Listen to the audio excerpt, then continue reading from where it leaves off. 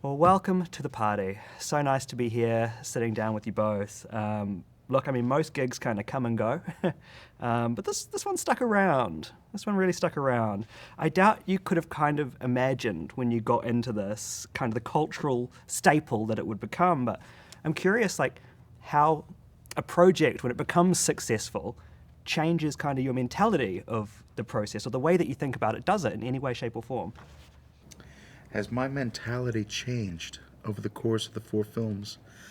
I think I've definitely calmed down a bit. When I first got in, I was a ball of nerves. I was like, don't mess this up.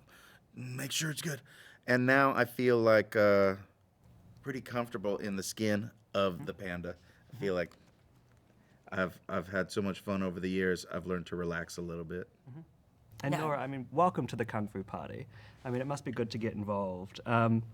Because you've done some voice acting before, but for the two of you, because you're not watching yourself on screen, when you go to the premiere, like yesterday, and you're watching the film, are you able to disassociate a little bit more the fact that that's you that you're watching? Yeah, I mean, often you don't really see what they've done until it's, I saw the movie for the first time yesterday, and so in a way I was introduced to the character for the first time. That was very, very cool. That's the one cool thing, because at least if you're live acting, you're like, oh yeah, I did that. I remember that. Right, exactly. Yeah. How does the challenge, I guess, of portraying a story with just a voice kind of differ for you and excite you as opposed to, the full being on screen shabam? Is it harder for you to convey emotion through a voice, or does that come easy now? I prefer it. I love doing voice acting and telling a story just through voice. I don't really like being on camera, which is a weird thing for a person of my profession. But I get a thrill. After a good recording session of just voice, I feel that same kind of high as I do after like a live action scene. Definitely. I mean, it gives you the opportunity as well to do it again and again. Do you know what I mean? 100%. Yeah, exactly. And I like to go extra takes. Okay. Maybe to the point where people start going crazy. Like, let me just get one more. Yeah. Now, you've said, Jack, that you're at your best when you are having fun, and I'm sure that's the same for you too, Nora. Like, has that always been the mentality for you both, or is that something that you figured out along the way? Because, when you're initially starting, you take a gig because it's a gig, but now you have more option to take something to have fun with it, right?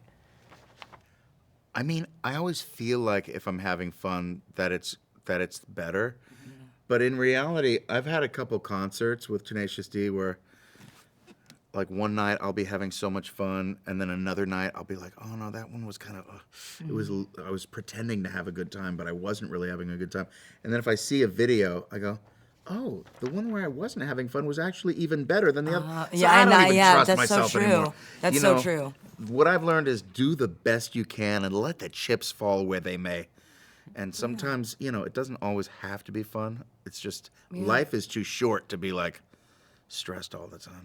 I agree. When it's fun, it's a blessing, right? Because work is work, and we're all out here. So when an experience happens to be fun too, that's cool. Yeah, exactly. And how lucky are we to be able to do what we do, eh? Yeah. Well, thank you both so much. Thank you Thank so you. much. I wish I could chat What a forever. great Say 4 hi to the minutes. other Nora. I know, what a lovely 4 minutes. Yeah. I appreciate you. Thank you. Cheers. Thank you.